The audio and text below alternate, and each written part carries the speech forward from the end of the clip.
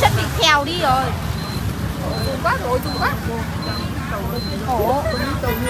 Kìa thằng kia đang khóc thì kìa. Ở Nam Định cơ mà. Ôi, khổ tâm thế hả rồi.